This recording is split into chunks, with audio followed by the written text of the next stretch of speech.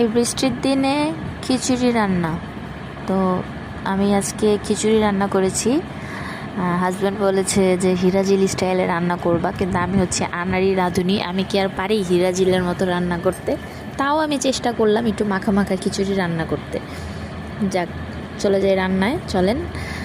এই প্রথমে আমি ঘি দিয়ে দিয়েছি, 2 চামচের মতো ঘি দিয়েছিলাম। ঘি দিয়ে তারপর আমি ঘিয়ের মধ্যে কিছু গোটা গরম মশলা আর হচ্ছে পেঁয়াজ, আদা রসুন বাটা আর হচ্ছে লবণ দিয়ে একটু ভালো মতো ভেজে নেব। ভেজে তারপরে হচ্ছে আমি মশলা অ্যাড করব।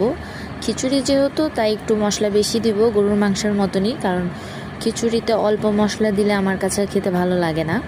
তাই আমি গরম মশলা দিলাম, একটু মরিচ, একটু হলুদ দিয়ে ভালো মতো আবার মশলাগুলো ভালো মতো কষাবো।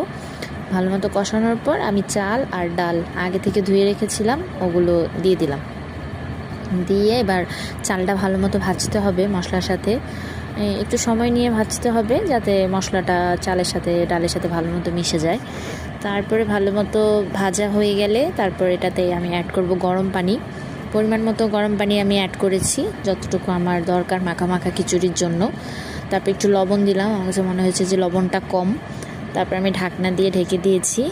ঢেকে কিছুক্ষণ আমি এটাকে রান্না করব, যতক্ষণ এটা একটু একটু বলক না আসে। তারপর আমি দিয়ে দিলাম কাঁচামরিচ, আনাম কাঁচামরিচ দিলাম যাতে একটা আলাদা রকম অ্যারোমা দেয়।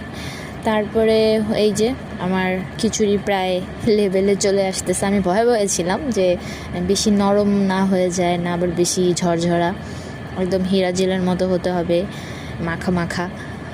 তারপর এই যে ফাইনাল লুক আমার খিচুড়ির, বাস হয়ে গেছে, আলহামদুলিল্লাহ।